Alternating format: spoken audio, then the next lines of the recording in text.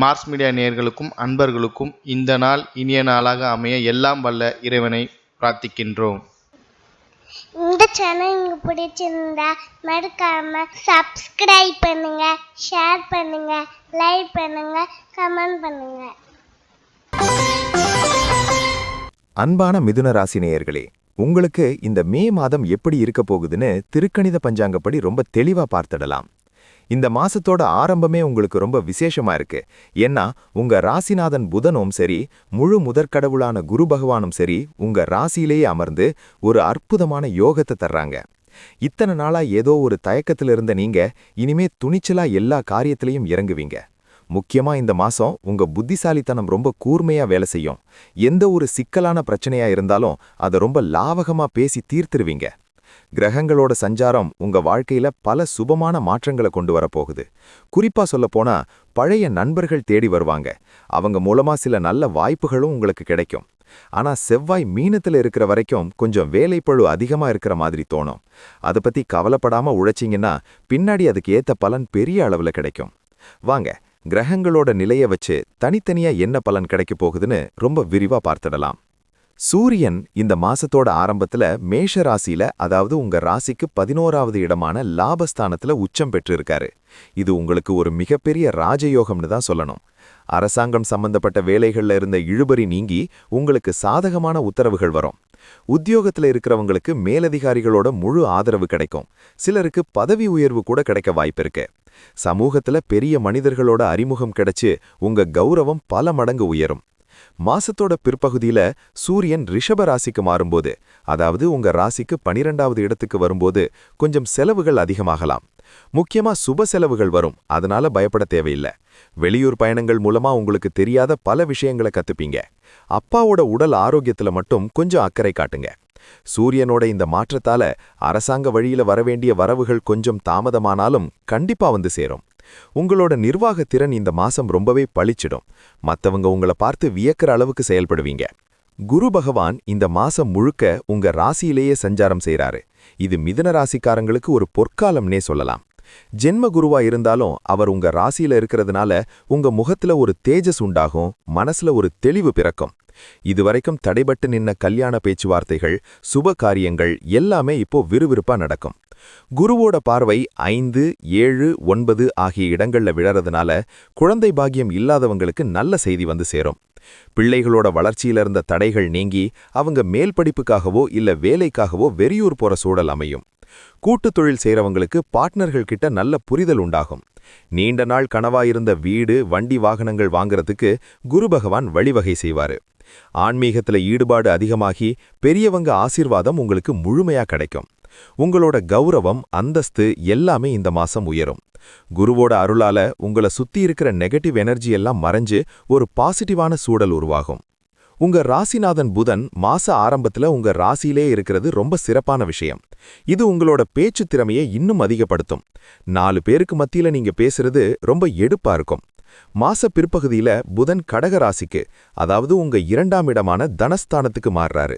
இது பண வரவை அதிகப்படுத்தும். பேச்சாலேயே வருமானம் ஈற்றவங்களுக்கு இது ஒரு யோகமான காலமா இருக்கும். வியாபாரத்துல இருக்கிறவங்களுக்கு புது புது ஐடியாக்கள் தோணும். அதை செயல்படுத்தி லாபத்தை பெருக்குவீங்க.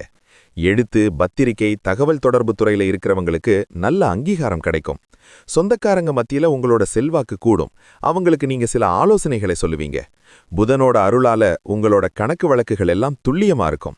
யார்கிட்ட எவ்வளவு வாங்கணும், கொடுக்கணும்ன்ற தெளிவு உங்களுக்கு வரும். படிக்கிற மாணவர்களுக்கு இந்த மாசம் ரொம்ப நல்லா இருக்கும். கடினமான பாடங்களை கூட சுலபமா புரிஞ்சுப்பீங்க. புதன் உங்களுக்கு நல்ல நண்பர்களை அடையாளம் காட்டுவாரு. அவங்க மூலமா சில உதவிகளும் உங்களுக்கு கிடைக்கும். சுக்கிரன் மாச ஆரம்பத்துல ரிஷபத்துல ஆட்சி பெற்றிருக்காரு. இது உங்க ராசிக்கு 12வது இடம். இதனால ஆடம்பரமான பயணங்கள் மேற்கொள்வீங்க. சொகுசு பொருட்கள் வாங்கறதுக்காக பணத்தை செலவு பண்ணுவீங்க. மாச பிற்பகுதியில சுக்கிரன் உங்க ராசிக்கே, அதாவது மிதுனத்துக்கே வர்றாரு. இது உங்களுக்கு ஒரு வசீகரமான தோற்றத்தை கொடுக்கும். நகை மற்றும் துணிமணிகள் மேல ஆர்வம் அதிகமாகும். பெண்கள் மூலமா உங்களுக்கு நல்ல நன்மைகள் கிடைக்கும். கலைத்துறையில இருக்கிறவங்களுக்கு புது ஒப்பந்தங்கள் கையெழுத்தாகும். கணவன் மனைவிக்குள்ள ஒருத்தர் புரிஞ்சுக்கிட்டு ரொம்ப அந்யோன்யமா இருப்பீங்க. காதலிப்பவர்களுக்கு இது ஒரு அழகான காலமா இருக்கும். ஒருத்தருக்கொருத்தர் அன்பை பகிர்ந்துப்பீங்க. சுக்கிரனோட மாற்றத்தால உங்களோட வாழ்க்கை முறையில ஒரு ராஜயோகம் வரும். வசதிகள் பெருகும். வீடு தேடி சுப செய்திகள் வரும். மனசுக்கு பிடிச்ச இடங்களுக்கு சுற்றுலா போவீங்க. உங்களோட கற்பனை திறன் அதிகமாகும். புதுசா ஏதாவது படைக்கணும்னு நினைப்பீங்க. சுக்கிரனோட அருளால உங்க வீட்ல ஒரு சந்தோஷமான சூழல் நிலவும். நீங்க எடுக்கிற எல்லா முயற்சிகளும் மங்களகரமா முடியும். செவ்வாய் பகவான் மாச ஆரம்பத்துல மீன ராசியில, அதாவது உங்க ராசிக்கு 10வது இடத்துல இருக்காரு. தொழில் ஸ்தானத்துல செவ்வாய் இருக்கிறதுனால வேலையில ஒரு அதிரடியான மாற்றத்தை எதிர்பார்ப்பீங்க. கடினமா உழைப்பீங்க. ஆனா அதே சமயம் கொஞ்சம் வேலைப்பளு அதிகமா இருக்கிற மாதிரி தோணும். மாச பிற்பகுதியில செவ்வாய் மேஷத்துக்கு, அதாவது 11வது இடமான லாபஸ்தானத்துக்கு மாறுறாரு. இது உங்களுக்கு ஒரு மிகப்பெரிய வரப்பிரசாதம். ஏன்னா லாபத்துல செவ்வாய் ஆட்சி பெறறதுனால ரியல் எஸ்டேட், பூமி சேர்க்கை, சொத்துக்கள் மூலமா பெரிய லாபம் வரும். சகோதர வழியில இருந்த மனக்கசப்புகள் நீங்கி அவங்க உங்களுக்கு உறுதுணையா இருப்பாங்க. புதுசா நிலம் வாங்கணும்னு நினைக்கிறவங்க இந்த நேரத்துல முயற்சிக்கலாம். எதிரிகளை முறியடிக்கிற தைரியம் உங்களுக்கு தானாவே வந்து சேரும். உங்களை தப்பா நினைச்சவங்க முன்னாடி நீங்க வாழ்ந்து காட்டுவீங்க. ஆனா செவ்வாய் மேஷத்துல இருக்கும்போது கொஞ்சம் முன்கோபம் வரலாம். அதை மட்டும் கட்டுப்படுத்திக்கோங்க. வாகனங்கள் ஓட்டும்போது கவனமா இருக்கணும். செவ்வாயோட இந்த மாற்றம் உங்க பொருளாதாரத்தை வேற லெவலுக்கு கொண்டு போகும். தைரியமா முன்னெடுத்து வைங்க. சனி பகவான் மீன ராசியில, அதாவது உங்க ராசிக்கு 10வது இடத்துல சஞ்சாரம் செய்றாரு. 10ஆம் இடத்து சனி பதவியை தரும்னு சொல்லுவாங்க. அதனால உத்தியோகத்துல உங்களுக்கு பெரிய பொறுப்புகள் வந்து சேரும். வேலையில சில மாற்றங்கள் வரலாம். அது உங்களுக்கு ஆரம்பத்துல கஷ்டமா தெரிஞ்சாலும் போக போக அதுதான் நல்லதுன்னு புரியும். தொழிலாளர்கள் உங்களுக்கு நல்ல ஒத்துழைப்பு கொடுப்பாங்க.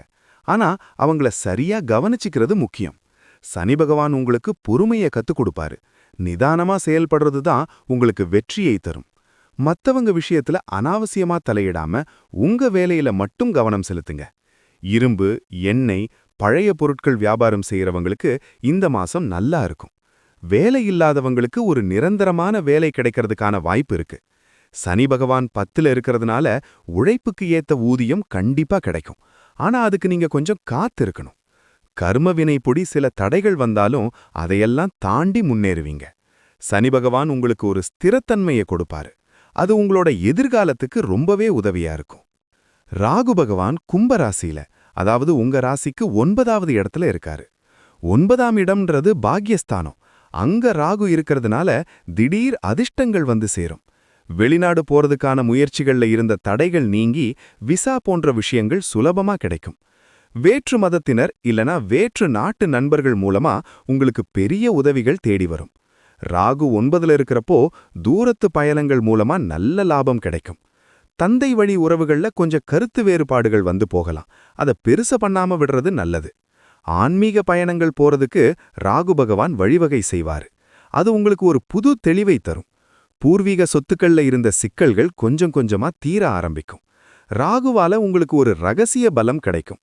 யாருமே எதிர்பார்க்காத நேரத்துல நீங்க ஒரு பெரிய காரியத்தை செஞ்சு முடிப்பீங்க. உங்களோட கொள்கைகள்ல கொஞ்சம் பிடிவாதமா இருப்பீங்க. அதை தப்புன்னு சொல்ல முடியாது. ராகுவோட அனுகூலத்தால உங்களோட கௌரவம் உயரும். பல புது விஷயங்களை இந்த மாசம் நீங்க கத்துப்பீங்க. கேது பகவான் சிம்ம ராசியில, அதாவது உங்க ராசிக்கு 3வது இடத்துல இருக்காரு. 3ஆம் இடத்துல கேது இருக்கிறது ரொம்ப சிறப்பான பலன். இது உங்களுக்கு தைரியத்தையும் வீரியத்தையும் கொடுக்கும்.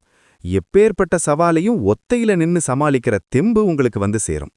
இளைய சகோதரர்களோட உறவுல கொஞ்சம் இடைவெளி இருக்கலாம். ஆனா அவங்க மனசுக்குள்ள உங்களுக்கு நல்ல இடம் இருக்கும். கேதுவோட நிலையால உங்களுக்கு ஒரு ஞானம் பிறக்கும். உலகியல் விஷயங்களை விட ஆன்மீகத்துல ஈடுபாடு அதிகமாகும். காது சம்பந்தமான சின்ன சின்ன பிரச்சனைகள் வந்து போகலாம். உடனே கவனிச்சுக்கிறது நல்லது. கேது 3ல இருக்கிறப்போ உங்க முயற்சிகள்ல ஒரு வேகம் இருக்கும். ஆனா அதே சமயம் ஒரு விதமான அமைதியையும் நீங்க விரும்புவீங்க. பக்கத்து வீட்டுக்காரங்க கிட்ட கொஞ்சம் நிதானமா நடந்துக்கோங்க. குறுகிய தூர பயணங்கள் உங்களுக்கு ஒரு மன மாற்றத்தை தரும். கேது உங்களை உள்ளுக்குள்ள பக்குவப்படுத்துவாரு. மத்தவங்க உங்களை புரிஞ்சுக்கலையேன்னு கவலைப்படாம உங்க வேலையை நீங்க செஞ்சுக்கிட்டே இருப்பீங்க. கேதுவோட அருளால உங்க எதிர்ப்புகள் எல்லாம் தூள் தூளா ஆகும். ஒரு வெற்றியாளரா நீங்க வலம் வருவீங்க. இந்த மாசத்தோட ஒட்டுமொத்த பலனை பார்த்தா மிதுன ராசிக்கு ஒரு மிகப்பெரிய முன்னேற்றமான மாசமா அமைய போகுது. ராசியிலேயே குருவும் புதனும் இருக்கிறது உங்களுக்கு ஒரு பெரிய பலம். இது உங்க வாழ்க்கையில ஒரு திருப்பு முனையை ஏற்படுத்தும். மாசத்தோட முதல் பாதியை விட 2ஆம் பாதி ரொம்பவே விறுவிறுப்பா இருக்கும். பணவரவு திருப்திகரமா இருக்கும். ஆனா அதே அளவுக்கு செலவுகளும் இருக்கும்ன்றதால திட்டமிட்டு செயல்படுங்க. சொந்த தொழில் செய்யறவங்க புது கிளைகளை தொடங்க இது சரியான நேரம். விவசாயிகளுக்கு இந்த மாசம் விளைச்சல் நல்லா இருக்கும். அரசு வழியில மானியங்கள் கிடைக்க வாய்ப்பிருக்கு. கலைத்துறையினருக்கு புகழ் ஓங்கும். குடும்பத்துல இருக்கிறவங்க கிட்ட அன்பா இருங்க. அவங்க சொல்ற ஆலோசனைகளை தட்டாம கேளுங்க. வண்டி வாகனங்களை மாத்தணும்னு நினைக்கிறவங்க தாராளமா முயற்சி செய்யலாம். மனசுல இருக்கிற பயமெல்லாம் நீங்கி ஒரு தைரியம் வந்து சேரும். உங்களோட கடின உழைப்புக்கு ஏத்த பலன் கண்டிப்பா கிடைக்கும். ஒட்டுமொத்தத்துல இந்த மே மாதம் உங்களுக்கு ஒரு வசந்த காலமா அமைய போகுது. எதற்கும் தயங்காம முன்னெடுத்து வைங்க. இந்த கிரகங்களோட கெடு பலன்கள் குறையறதுக்கும் நல்பலன்கள் அதிகமாகறதுக்கும் சில எளிய பரிகாரங்களை செய்யலாம். புதன் உங்க ராசிநாதன்றதுனால புதன்கிழமை தோறும் பெருமாள் கோயிலுக்கு போய் வழிபடுறது ரொம்ப நல்லது. விஷ்ணு சகஸ்ரநாமம் கேளுங்க, இல்லனா சொல்லுங்க. அது உங்க புத்தியை தெளிவா ஆக்கும். வியாழக்கிழமை தட்சிணாமூர்த்திக்கு மஞ்சள் மலர்களால் அர்ச்சனை செய்யுங்க. குருவோட அருளால சுபகாரியங்கள் கைகூடும். முடிஞ்சா மாசத்துல ஒரு நாள் ஏழை மாணவர்களுக்கு படிப்புக்கு தேவையான உதவிகளை செய்யுங்க. சனிக்கிழமையில ஆஞ்சநேயர் கோயிலுக்கு போய் வடைமாலை சாத்தி வழிபடுறது உங்க வேலை பழுவை குறைக்கும். பசுமாட்டுக்கு வெல்லம் கலந்த பச்சரிசி கொடுக்கறது ரொம்ப விசேஷம். வீட்ல தினமும் காலையிலையும் சாயந்திரமும் விளக்கேத்தி வைங்க. ராகு கேதுக்களுக்கு துர்க்கை அம்மன் வழிபாடு சிறந்தது. சங்கடகர சதுர்த்தி அன்னைக்கு விநாயக பெருமானுக்கு அருகம்புல் சாத்தி வழிபடுங்க. தடைகளெல்லாம் விலகி ஓடும். இந்த எளிய பரிகாரங்கள் உங்களுக்கு ஒரு மன அமைதியையும் காரிய வெற்றியையும் தேடித்தரும். மிதுனராசி நேயர்களே, உங்க ராசிக்கு இந்த மாசம் ரொம்பவே நல்லா இருக்கிறதுனால வர்ற வாய்ப்புகளை காலதாமதம் செய்யாம பயன்படுத்திக்கோங்க. எப்பேற்பட்ட கடினமான சூழ்நிலையையும் உங்க அறிவால நீங்க ஜெயிச்சிடுவீங்க. இந்த மாசம் நீங்க எடுக்க போற ஒவ்வொரு முடிவும் உங்க வாழ்க்கையில ஒரு மைல்கல்லா அமையும். குடும்பத்துல இருக்கிறவங்களோட தேவைகளை நிறைவேற்றி அவங்கள சந்தோஷமா வச்சுப்பீங்க. ஆரோக்கியத்துல மட்டும் கொஞ்சம் அக்கறை காட்டுங்க. குறிப்பா வெயில் நேரத்துல அதிகமா அலையாதீங்க. மனச ஒருநிலைப்படுத்த தியானம் செய்யுங்க. கிரகங்கள் உங்களுக்கு சாதகமா இருக்கிறப்போ நீங்க போடுற உழைப்புக்கு இரட்டிப்பு பலன் கிடைக்கும். உங்களோட பேச்சு திறமையே உங்களுக்கு பெரிய ஆயுதமா இருக்கும். அதை நல்ல விஷயங்களுக்கு பயன்படுத்துங்க. மத்தவங்க சொல்ற வதந்திகளை காதுல வாங்காம உங்க இலக்க நோக்கி பயணம் செய்யுங்க. கிரகங்களோட ஆசையும் இறைவனோட அருளும் உங்களுக்கு முழுமையா இருக்கு. இந்த மே மாதம் உங்களுக்கு எல்லா விதமான நன்மைகளையும் வாரி வழங்க மனமார்ந்த வாழ்த்துக்கள். எல்லா காரியங்களிலும் உங்களுக்கு வெற்றி உண்டாகட்டும். இதே போன்று மீண்டும் ஒரு பதிவில் சந்திப்போம். நன்றி, வணக்கம். இந்த சேனல் உங்களுக்கு பிடிச்சிருந்தா மறக்காம சப்ஸ்கிரைப் பண்ணுங்க, லைக் பண்ணுங்க, ஷேர் பண்ணுங்க.